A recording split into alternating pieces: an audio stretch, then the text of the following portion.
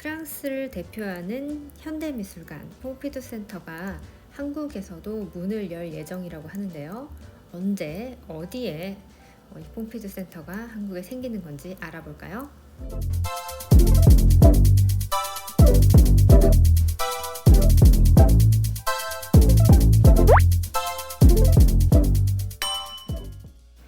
안녕하세요. 알티문학 씨가 만드는 미술 투자로 부자 되기 아티스트 TV입니다. 퐁피두 센터는 전 세계에서 가장 영향력이 있는 현대 미술관 중에 하나인데요. 이 퐁피두 센터는 예전부터 계속 전 세계에 분관을 내는 노력을 해왔습니다.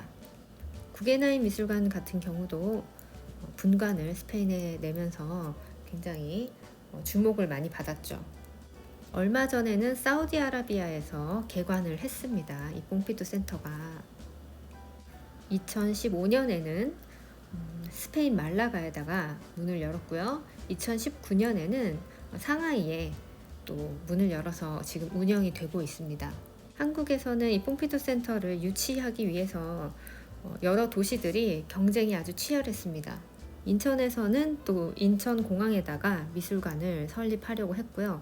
또 부산시에서도 많은 노력을 했지만 결국은 한화에서 계약을 맺었다고 지금 알려졌는데요. 뉴스에 의하면은 이미 계약서에 사인을 했다고 해요. 지난 3월 19일에 하나문화재단 신현우 이사장하고 프랑스 국립 퐁피두 센터장 로랑 르봉이 합의하는 이런 계약을 체결했다고 합니다. 자, 결국 이제 서울시로 퐁피두 센터가 자리를 잡게 되는데요. 이미 대한민국에서는 랜드마크로 유명한 63빌딩 내에 지금 하나가 자리를 잡고 있잖아요. 그래서 이 지하층부터 지상층까지 다시 재건축을 해서 미술관을 선보인다고 합니다. 이 미술관 설계 작업은 이미 한국에서도 유명하신 분이에요. 인천국제공항을 설계하신 분이고요. 또 루브르 미술관과 대형 박물관 내부를 또 설계하면서 유명해지셨어요. 건축가 장미셸 빌모트가 참여를 해서 미술관을 새롭게 또 꾸민다고 합니다. 이런 세계적으로 유명한 미술관이 한 도시에 들어오게 되면 이 도시가 얻는 경제적인 이익 그리고 문화적인 혜택들이 많이 있는데요. 자, 일단 서울 시민들이 많은 혜택을 누리겠죠. 세계적인 미술가의 현대미술 전시를 보기 위해서 프랑스 파리까지 가지 않아도 되고 작품이 그대로 오는 거 아니에요. 이런 점에서는 이런 세계적인 미술관 하나가 또 한국에 와주면 굉장히 문화예술 발전에 도움이 되긴 합니다. 자, 그런데 여기서 절대로 잊지 말아야 될 것은 이게 공짜는 아니라는 점이죠. 자, 작품과 전시가 한국으로 수입되는 거예요. 우리는 수입하는 거고 프랑스 입장에서는 수출하는 거고, 자, 문화를 수출하는 거죠. 프랑스는 좋겠어요. 이렇게 문화를 수출하니까요. 돈을 버는 입장이고요. 우리는 수입을 하는 입장이니까 지출을 해야 되는 입장입니다. 자, 퐁피두 센터가 이제 문을 열게 되면 매년 퐁피두 센터 소장품 중에 대표 작가의 걸작을 포함해서 기획 전시를 1년에 2번씩 개최를 하게 된대요. 그리고 퐁피두 센터가 가지고 있는 어떤 교육 프로그램 이런 것들도 협업을 진행하면서 운영을 하게 되고 매해마다 로열티, 작품 대여료, 컨설팅 지원비, 여기서 운송비, 보험 이런 다양한 여러 가지 비용 등이 이제 많이 들어가는데 그것들을 지불을 해야 됩니다.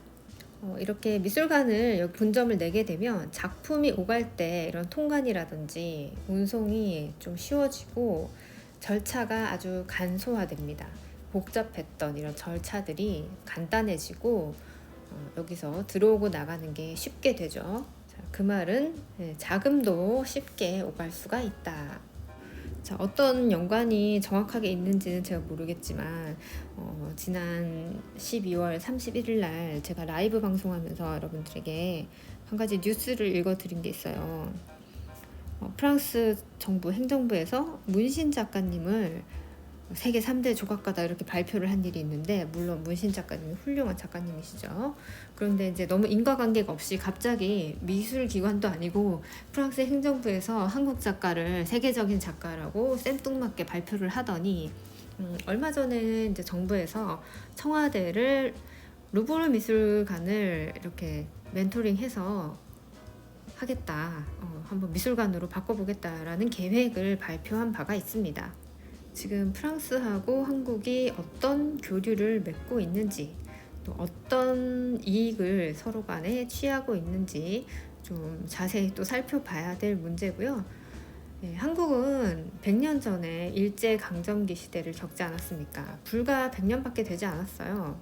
지금 전 세계 정세가, 국제 정세가 이렇게 돌아가는 상황들이 100년 전 개화기와 약간 비슷한 상황이지 않습니까? 그러니 이런 상황들이 그냥 단순하게 어떤 뭐 미술관 하나가 들어오는구나 이렇게 보이지가 않고 또 어떤 의미가 있는지, 또 어떤 컨트랙이 있는지 아주 궁금해집니다.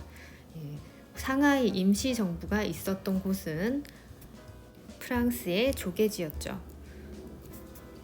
프랑스에서는 한국의 독립군들을 보호해주는, 지원해주는 역할을 했던 건데 거기에는 서로 간의 이해관계가 있었겠죠.